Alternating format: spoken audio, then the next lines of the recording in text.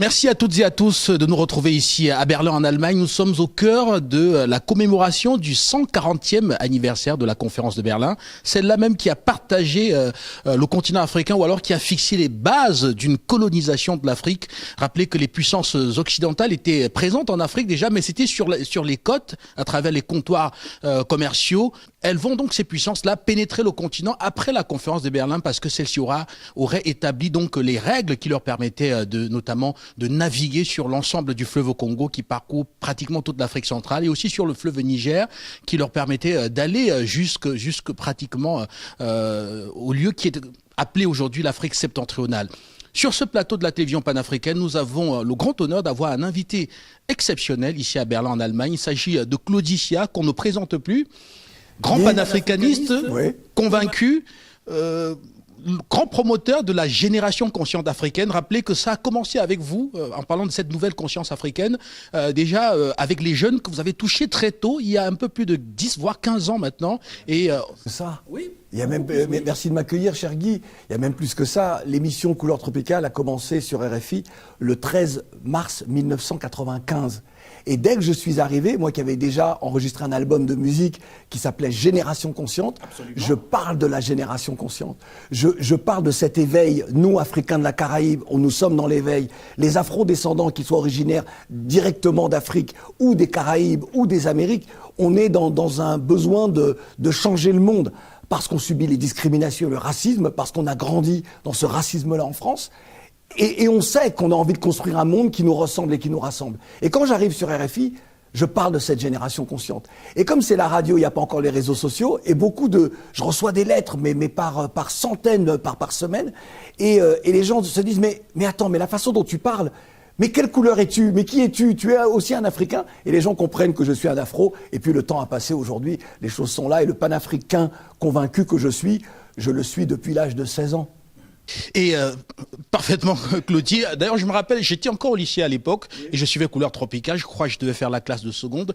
Tu étais où exactement? Au lycée de Bafoussam. Bafoussam, voilà. Ceux qui sont dans l'Ouest Cameroun vont certainement, me reconnaître et reconnaître également cet engagement qu'on avait à travers les clubs, les différents clubs de nos lycées. Il y avait des clubs Couleur Tropicale et vrai, puis on attendait de voir le correspondant, notamment de Couleur Tropicale de l'époque, prendre la parole et sur les antennes de Radio France Internationale. C'était un grand moment.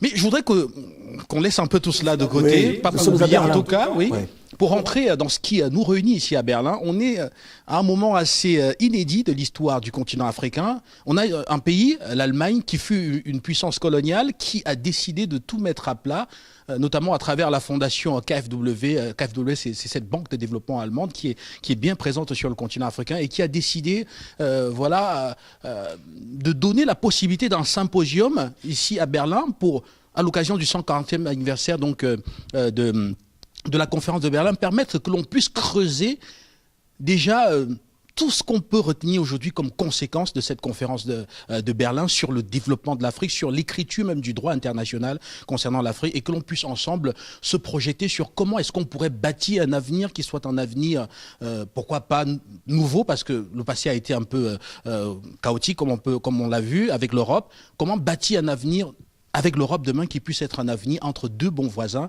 qui normalement mutuellement devraient construire des intérêts mutuels, et cela est ici en Allemagne l'objet donc de cette rencontre. Alors je voudrais avec vous que vous puissiez nous permettre de parcourir cela. Premièrement. Oui, alors c'est bien cette idée de parcours commun, sauf que derrière tout cela il y a la violence de l'appât du gain. C'est-à-dire à quel moment l'Europe, donc les pays, les puissances européennes et les États-Unis, et beaucoup l'oublient, les multinationales de ces pays-là se réunissent pour commettre un braquage. Parce que c'est bien ça, c'est comme des malfaiteurs qui sont réunis et qui décident que, tu as vu, il y a une banque à braquer, cette banque-là elle s'appelle Afrique.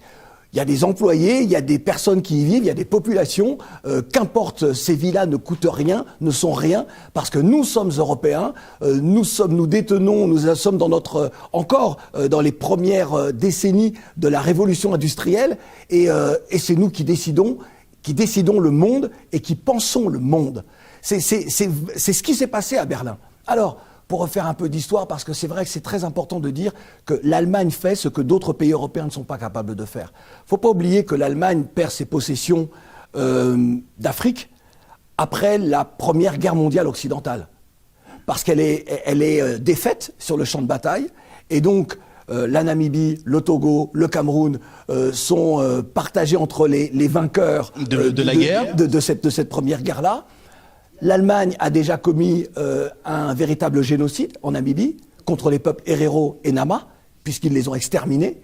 J'ai presque envie de dire que c'est une répétition de ce qui se passera quelques décennies plus tard, lorsque les Juifs, les Tziganes, les homosexuels, les Métis, les Noirs se retrouveront dans les camps de concentration. Ils seront exterminés dans les camps de concentration. Donc on a un pays qui peut-être parce qu'il a su regarder son passé génocidaire envers le peuple juif, et pas seulement, je l'ai cité tout à l'heure, il est capable de se dire il faut regarder l'ensemble de notre passé. Et ce passé colonial-là, si nous voulons avoir un autre rapport avec l'Afrique, avec l'ensemble de ce continent-là, eh bien il faut l'autopsier. Il ne faut pas avoir peur de ce devoir de mémoire, mais j'ai envie de dire de devoir d'inventaire. Et l'Allemagne est capable de ça. Et pourtant l'Allemagne, comme d'autres pays d'Europe, est en proie à ce repli identitaire, à cette extrême droitisation de sa politique, et pourtant elle va quand même sur ce terrain-là. Et donc c'est à saluer. C'est à saluer. Merci Claudie. Alors je voudrais que nous puissions maintenant déjà voir réellement quelles auront été les conséquences encore visibles, pourquoi pas, de cette conférence de Berlin sur l'Afrique. Alors, je vais commencer par une petite lecture que j'ai fait moi-même au niveau de la rédaction d'Afrique Média. Alors, on a l'impression que c'était hier la conférence de Berlin. Parce que quand on regarde toute la côte ouest africaine, quand on regarde tout ce qui était avant des comptoirs coloniaux, où se faisaient les échanges avec les populations africaines de l'Hinterland, on se rend compte que tous les ports qui ont remplacé ces comptoirs coloniaux sont contrôlés par des multinationales, notamment occidentales, qui contrôlent tout ce qui ont un droit de passage sur toutes les marchandises qui arrivent et qui vont pénétrer l'Hinterland, et à l'intérieur même de l'Hinterland, il y a des chemins de fer qui sont toujours contrôlés par ces multinationales, qui continuent à couper des droits, à prélever des droits sur la circulation de cela. Alors, quand on sait que la conférence de Berlin a établi les règles de libre circulation et le monopole effectivement des grandes compagnies étrangères de l'Occident sur cet espace-là, alors est-ce que vous avez l'impression que quelque chose a changé depuis 1884. Il faut juste comprendre les raisons de la conférence de Berlin. Puisque les puissances européennes sont présentes depuis presque 2 siècles, puisqu'il y a eu les déportations d'Africains pour être esclaves dans l'océan Indien, dans les Caraïbes et dans les Amériques. Donc les comptoirs sont là, des comptoirs, j'ai même envie de dire de véritables forts, dont les canons ne sont pas tournés vers la mer, mais vers l'intérieur, l'Hinterland. Et les raisons de cette réunion-là, c'est pour mettre fin aux querelles entre les puissances européennes et permettre le commerce. Pourquoi ? Parce que, et je vais vous donner un exemple très concret, celui du royaume d'Abomey. Le royaume d'Abomey, face à l'appétit français, résiste militairement. Il met même, souvent dans certaines batailles, il met en pièces les corps expéditionnaires français. Et donc, pourquoi ? Parce qu'ils ont à la fois la puissance, l'organisation des corps d'armée, mais ils ont également, il y a un deal avec les Allemands, et les Allemands leur livrent des armes et des munitions. À la conférence de Berlin, les Français et les Allemands se mettent d'accord pour qu'il n'y ait plus, justement, je résume pour que ce soit compréhensible pour celles et ceux qui nous regardent, pour qu'il n'y ait plus ces livraisons d'armes. C'est à ce moment-là que les premières défaites du royaume d'Abomey se font jour, et que donc le royaume d'Abomey, de Béhanzin, eh bien, est obligé de capituler. Il est écrasé militairement par les Français.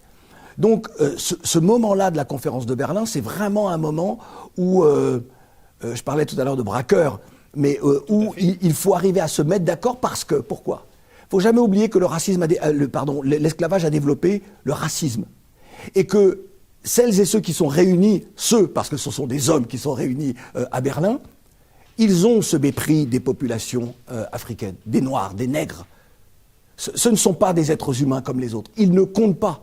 Même s'il y avait eu un représentant des États-Unis qui disait il faut quand même discuter avec avec les peuples d'Afrique, avec leurs représentants pour voir comment est-ce que l'on peut négocier. C'est un représentant américain qui n'a pas été écouté parce que ce ne sont que des nègres et ce territoire-là, il est à nous. Nous avons, alors là les Français, mais pas que les Français, les Anglais aussi étaient dans cette idée d'œuvre civilisatrice. On va civiliser. En réalité, il n'y avait aucune civilisation. C'était un prétexte pour l'opinion publique européenne. Non, non, non, on ne va pas tuer ces gens-là. On va les civiliser. On va les christianiser. C'était ça l'idée. Et lorsque l'on regarde la situation présente, effectivement, puisque ce qui avait été décidé, c'est que les multinationales occidentales auraient la possibilité d'un marché ouvert en Afrique, un marché ouvert pour ces multinationales, et en particulier le bassin du Congo. Absolument. Et qui nous ramène à l'actualité. Ce qui aujourd'hui se joue au Congo. Alors beaucoup disent à l'est du Congo. Il faut qu'on arrête de dire à l'est du Congo parce que c'est au Congo, très clairement. Ceux qui à Kinshasa parlent de l'est du Congo, ça veut tout simplement dire que c'est tellement loin de Kinshasa, on se demande est-ce que c'est vraiment la RDC. Ce qui se joue à l'est, là, n'est ni plus ni moins qu'une des conséquences de la conférence de Berlin. Le pillage des matières premières, ces matières premières mises sur les marchés internationaux, c'est la conférence de Berlin. Absolument. Alors, quand on regarde, je vais un peu revenir avec ma question, peut-être encore sous une autre forme. Alors, si je n'y ai pas répondu, on peut y revenir tout de suite. Oui, je reviens avec un autre aspect. J'ai eu des réponses sur plusieurs aspects, mais un autre aspect, c'est, puisqu'on veut comprendre les conséquences sur le présent. Alors, est-ce qu'on est réellement sorti de la conférence de Berlin quand on regarde déjà le commerce sur le continent africain entre l'Occident et l'Afrique? On sait que après la conférence de Berlin, le commerce était essentiellement inéquitable. C'est-à-dire qu'on pouvait venir avec un peu de whisky frelaté, avec des tissus, échanger tout cela contre le cacao, le café, le bois et tout ce qu'on pouvait trouver dans l'Hinterland. Et cela a enrichi l'Occident. Alors, quand on regarde 140 ans plus tard, est-ce que vous, Claudicia, est-ce que vous avez l'impression que cette inéquité qui était observée dans les échanges de cette période-là et qui a été codifiée pendant la conférence de Berlin, est-ce que vous avez l'impression qu'il y a eu une évolution? Est-ce que les Africains, dans ces échanges-là, gagnent un peu plus qu'après la conférence de Berlin? Pour moi, c'est pas la même chose. Il y a deux périodes. Il y a la période esclavagiste, où les Européens viennent chercher des esclaves et effectivement, contre de la verroterie, des tissus, des objets manufacturés, obtiennent des esclaves.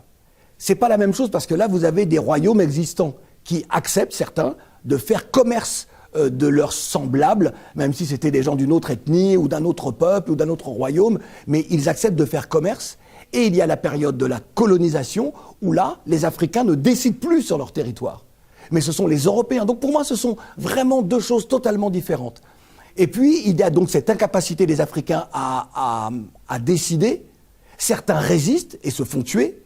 Il ne faut jamais oublier que les grandes résistances de la période coloniale, c'est l'Afrique de l'Ouest, beaucoup moins l'Afrique centrale. Peut-être parce que l'Afrique de l'Ouest avait des royaumes très organisés et qui déjà étaient des royaumes qui avaient des armées structurées, qui avaient déjà mené des guerres dans cette région de l'Afrique, et moins sur l'Afrique centrale qui n'a pas su résister militairement, résister à l'appétit européen occidental. Donc pour moi, ce sont deux choses différentes. Aujourd'hui, ce que l'on voit aujourd'hui, et j'ai envie de parler après les indépendances, c'est-à-dire à partir de 1958 pour la Guinée et 1960 pour les autres pays. Ce que on assiste à quoi? On assiste à des gens qui ont été formés à l'école coloniale et qui donc sont parfois incapables de raisonner comme aurait pu raisonner un Africain si on n'avait pas obligé à être chrétien, à parler français, à parler anglais, à parler portugais, à parler espagnol pour la Guinée équatoriale. Il faut bien comprendre ça. Et si aujourd'hui on reproche à nos pères, à nos grands-pères, à nos grands-mères d'avoir été ça, c'est que nous sommes irrespectueux et c'est parce qu'on ne comprend pas ce qu'est un être humain. Aujourd'hui, là nous sommes en 2025, et lorsque des pays sont encore capables de vendre leurs matières premières sans savoir combien, je parle du pétrole par exemple, mais pas seulement, des minerais également, sans savoir qu'est-ce qui est puisé dans les sous-sols, alors que les pays du Golfe savent le faire et contrôlent très bien la production du pétrole et du gaz, et c'est pour ça qu'ils sont riches et construisent, développent leur pays et permettent à leur population de vivre mieux. Nous, on a encore ce complexe du colonisé. On est encore complexé vis-à-vis des Européens. C'est pour ça que, lors de ce symposium ici à Berlin, lorsque le ministre des Affaires étrangères du Togo, Robert Dussey, est capable de dire ce que personne n'ose dire, moi je me suis retrouvé en face de responsables politiques d'Afrique, je ne vais pas dire de quel pays, mais lorsque je leur dis « mais pourquoi vous ne dites pas ça ? Pourquoi vous ne faites pas ça pour vos populations ?» Et on finit par me confier « si on fait ça, on risque d'être facilement renversé ou mis de côté, s'ils sont ministres ou autres, par les puissances européennes, les puissances occidentales. » Et je dis aux uns aux autres, vous vous trompez. Le monde a changé, l'Occident a changé. Les Européens ont changé. Ce n'est plus les mêmes générations. Et c'est vous qui cultivez encore un complexe qui vous empêche d'avancer, qui empêche à vos populations de se développer et, j'ai envie de dire, de s'accomplir, et qui oblige beaucoup de jeunes à traverser le désert, à traverser la mer pour chercher un avenir meilleur. Alors, donc, on pourrait ici comprendre que finalement, la plus grande conséquence de cette conférence de Berlin aura été finalement ce formatage-là, ou alors ce complexe du colonisé, finalement, qui se retrouve chez nos dirigeants du continent africain, chez la plupart en tout cas, même s'il y en a qui lèvent la tête, et qui fait aujourd'hui ce complexe-là. Je voudrais juste ajouter quand même à cela, parce que je ne suis pas en train de dire si vous êtes ça, eh bien vous n'êtes pas de bons Africains. C'est pas du tout ce que je veux dire. Parce qu'on ne saura jamais ce que nous aurions pu être s'il n'y avait pas eu la colonisation et l'esclavage. Vous comme moi. Mais l'idée, ce n'est pas d'essayer d'être aujourd'hui ce que nous aurions pu être. Nous sommes déjà.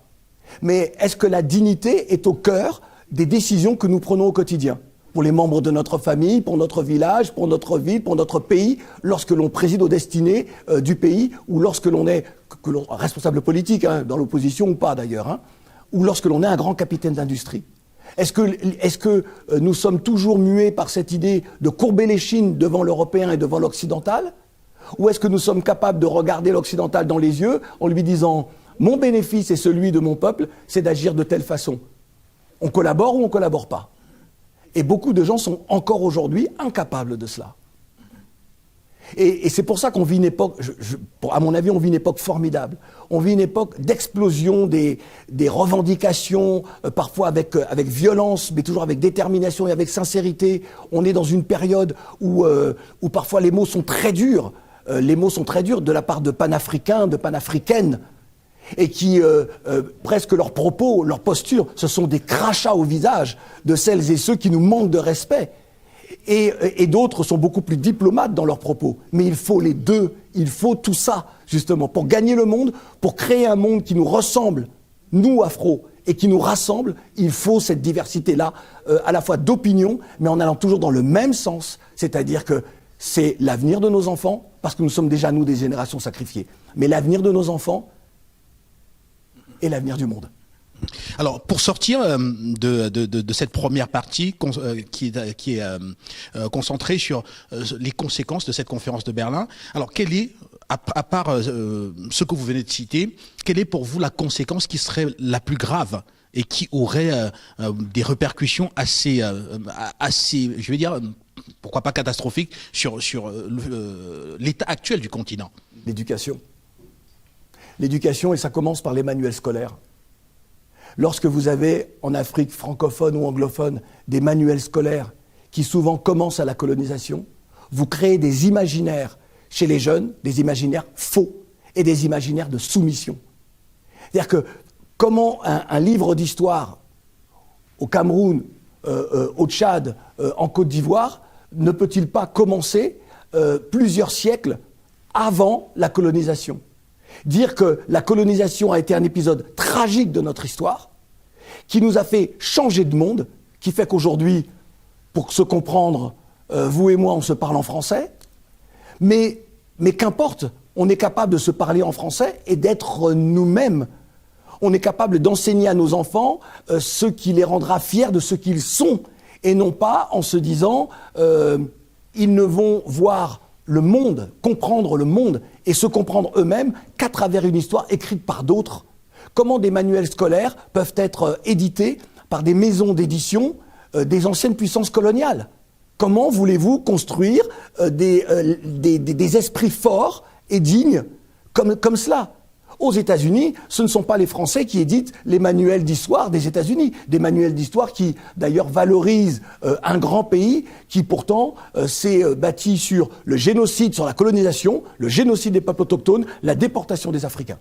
C'est ça la réalité de ce pays-là, et c'est pour ça que lorsque j'entends le président Trump vouloir élever un mur plus grand, ou avoir des politiques plus répressives encore face à l'immigration, je lui rappelle juste que l'immigrant, c'est lui. Le migrant, c'est lui. Les peuples autochtones qui veulent franchir, qui veulent voyager sur leur continent, le continent ancestral, celui de leurs ancêtres, donc, on devrait avoir le droit de migrer et de se promener. Parce qu'on leur doit quelque chose. Il y a des réparations qu'on doit à ces peuples-là. Et donc, la conférence de Berlin, elle a des répercussions extrêmement terribles sur les jeunes générations. Et moi, ce qui m'étonne toujours, c'est que beaucoup de jeunes, en Afrique, ou de jeunes afro, à travers le monde, des diasporas, ne connaissent pas la conférence de Berlin. Ils ne savent pas. Ils ont entendu vaguement parler de la conférence de Berlin, mais ils ne savent pas ce que c'est. Et j'ai eu entre les mains un manuel d'histoire d'un pays d'Afrique que je ne vais pas citer, francophone, et on parle de la conférence de Berlin, mais en des termes positifs. Et ça, c'est pas possible. Ça, ce n'est pas possible. Donc les conséquences, elles sont avant tout pour moi sur l'éducation. Parce que si vous donnez une mauvaise éducation à votre population, eh bien, de façon individuelle et collective, il est impossible que vous puissiez construire une nation forte. Lorsque la Corée du Sud, fin des années 50, après la guerre de Corée, début des années 60, elle est au même niveau que le Burkina Faso, elle est au même niveau, elle est même un peu plus bas que le Cameroun. Regardez aujourd'hui la Corée du Sud. Pourquoi ? Parce qu'il y a eu une politique volontariste sur une éducation à marche forcée pour que, dans une ou deux générations, les enfants soient des têtes, des gens qui réfléchissent et qui inventent, qui innovent. Voilà pourquoi la Corée du Sud est le pays que nous connaissons. Pareil en Chine. Ne sommes-nous pas capables de faire la même chose en Afrique ? Pourquoi nous n'avons pas été capables de faire la même chose ? Tout simplement parce que nous avons encore ce complexe de coloniser. Lorsque je vois que dans certains pays anglophones, les magistrats portent encore ces perruques du XVIe siècle, les perruques comme en Angleterre. Mais vous vous dites, mais c'est jusqu'où, jusqu'à quand allons-nous singer les autres ? Et ne peut-il pas y avoir, puisqu'il y avait une justice qui était rendue dans nos pays avant la colonisation, ne peut-il pas y avoir des costumes traditionnels, justement, ou ceux que portaient nos ancêtres lorsqu'ils rendaient la justice ? Sous l'arbre à palabre ou pas, ou sous la grande case du chef, ou qu'importe. C'est ça, c'est comme ça qu'on reconstruit des imaginaires. Et la question que je pose toujours aux uns et aux autres, c'est qui sommes-nous ? Qui sommes-nous au regard de ce que l'on vient de dire, au regard de l'histoire, au regard de religions qui sont souvent des religions importées ou pas ? Moi, je suis un respectueux des croyants, tous les croyants de toutes les religions, parce que ça relève de l'intime. Mais qui sommes-nous ? Dans ce monde qui a été façonné par d'autres, dans lequel nous sommes et dans lequel nous cherchons notre dignité. Alors que pourtant, notre dignité, elle est en nous. À nous d'aller la faire jaillir. Qui sommes-nous dans ce monde-là ? Et lorsque les uns et les autres auront répondu à cette question-là, ils commenceront à comprendre le monde dans lequel ils sont et le monde qui les attend s'ils sont capables de le construire.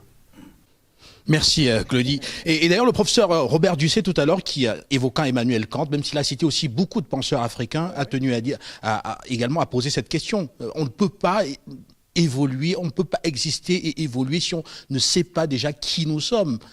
Absolument. Alors maintenant pour terminer,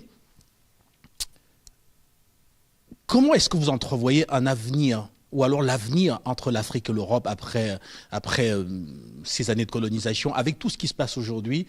Pensez-vous qu'on soit encore capable, entre Africains et Européens, de bâtir un avenir? Le professeur Dussé pense que si on fait preuve de sincérité, on pourrait en définir, sur la base de cette sincérité-là, un avenir radieux pour les uns et les autres. Vous, qu'en pensez-vous? Le professeur Dussé a raison de dire ça. C'est un diplomate. Il a une vision pour son pays et pour l'Afrique en général et les afrodescendants.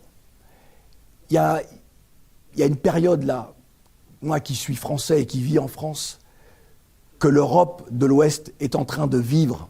J'ai même envie de subir, mais eux pensent que tout est normal. C'est ce repli identitaire dont je parlais. Cette extrême droitisation de la politique française. Les responsables politiques aujourd'hui au sein du gouvernement français sont capables d'avoir des propos d'un racisme qui nous ramène à la conférence de Berlin, qui nous ramène à l'époque de l'esclavage. Et quand vous comprenez ça, ce ne sont pas que des gens dans l'opposition, c'est vraiment une politique gouvernementale aujourd'hui. Cela veut dire que vous vous acheminez vers des dizaines d'années où des responsables politiques auront cette posture-là. Ils vont marginaliser encore un petit peu plus celles et ceux que l'on appelle des Français issus de la diversité ou issus des minorités. Et l'être humain est capable de tout. L'histoire nous l'a enseigné. Et il n'est pas impossible qu'il y ait, au-delà de pogroms sociaux, mais qu'il y ait également des crimes commis, des crimes isolés, ou peut-être des crimes de masse. L'Europe, là, est prête à ça. Elle n'a... La dernière guerre que j'ai envie de dire, sur le sol français, c'est 39-45, la Seconde Guerre mondiale occidentale, parce que la guerre d'Algérie était un petit peu loin pour les Français. Et on a le sentiment qu'il y a une génération qui ne comprend pas quels sont les affres de la guerre. Il est facile de déclencher une guerre, il est plus difficile de l'arrêter. Lorsque vous entendez des responsables politiques français sur, normalement, ce qui n'aurait dû être qu'un conflit ou en tout cas quelques divergences diplomatiques entre la France et l'Algérie. Lorsque vous entendez des responsables politiques s'en prendre à l'Algérie de cette façon-là, c'est parce qu'il y a une revanche à prendre sur cette guerre d'Algérie qui a été perdue par la France. Et que c'est un passé qui n'est pas passé justement chez certains d'entre eux. Et parce qu'il y a ce racisme-là envers les Algériens de France. Et parce qu'il y a encore des comptes à régler. Il y a le même ressentiment envers les Africains, envers les Noirs de France. Ce racisme-là, il est réel et il va se développer. Donc avant qu'il y ait entre l'Afrique et l'Europe une réconciliation ou un partenariat qui se voudrait gagnant-gagnant, respectueux, un respect mutuel, il va falloir que l'Afrique assiste à ce que moi j'appelle un effondrement politique, spirituel de la France, des pays d'Europe de l'Ouest. L'extrême droite prendra le pouvoir en France, c'est une évidence. J'ai même envie de dire qu'elle est déjà presque au pouvoir en France. Et je ne sais pas comment l'Afrique va pouvoir, les pays d'Afrique vont-ils pouvoir négocier, travailler avec des pouvoirs d'extrême droite, dont on sait que sur nous, ils n'ont qu'un regard de racisme. Alors le pragmatisme va les obliger à travailler, à faire du business. Mais peut-être que ça peut nous aider, nous, à accélérer notre émancipation et à comprendre réellement ce qu'est ce monde. Merci Claudicia, merci à vous d'avoir marqué cet arrêt du plateau de la télévision panafricaine ici à Berlin. Guy, je vais profiter oui, allez-y. De ton plateau. Allez, tu es plus jeune que moi, je te merci, oui. Et pour dire que nous sommes en train, nous, de nous organiser en Europe pour créer un mouvement citoyen des Afro-Européens, ça commencera par la France, qui en réalité sera un parti politique, pour présenter des femmes et des hommes à différents scrutins, municipaux, législatifs et présidentiels. On n'a pas d'autre choix, parce que beaucoup d'Afro en Europe n'ont pas le mythe du retour sur le continent ou le mythe du retour dans les Caraïbes, ont décidé que la France était leur pays, la Belgique était leur pays, l'Allemagne était leur pays, et ils resteront là. Et face au racisme, à tout ce que je disais, il faut que l'on s'organise. Ils doivent impérativement s'organiser, parce que aujourd'hui ça devient... C'est hyper politique. Et donc, il ne faudrait plus être uniquement dans les mouvements de conscience, de sensibilisation. Il est question d'avoir une partie, même si qu'elle soit aussi petite que soit-elle, une partie du pouvoir pour être capable. Et ni dans les mouvements antiracistes. Moi, je dis toujours, celui qui va chez le médecin, c'est celui qui est malade. Le racisme, c'est une maladie, c'est une pathologie. Donc, moi, j'ai pas à rentrer dans les combats antiracistes. En tout cas, plus aujourd'hui. Parfaitement. Merci à vous, Claudicia. On suivra de très près, effectivement, ce nouvel engagement. Et bien sûr, on va relayer du mieux qu'on pourra afin... Ce sera Génération Consciente. Le mouvement s'appellera Génération Consciente. Absolument. On ne change pas le label gagnant. Non. Voilà. Merci aux téléspectateurs de la télévision panafricaine. Nous restons ici à Berlin et nous allons continuer à discuter avec des invités spéciaux pour tenter de comprendre déjà quelles auront été les conséquences de cette conférence de Berlin sur le développement de l'Afrique et surtout sur comment est-ce qu'on pourrait entrevoir l'avenir avec l'Europe très prochainement ou alors dans le futur. À très bientôt.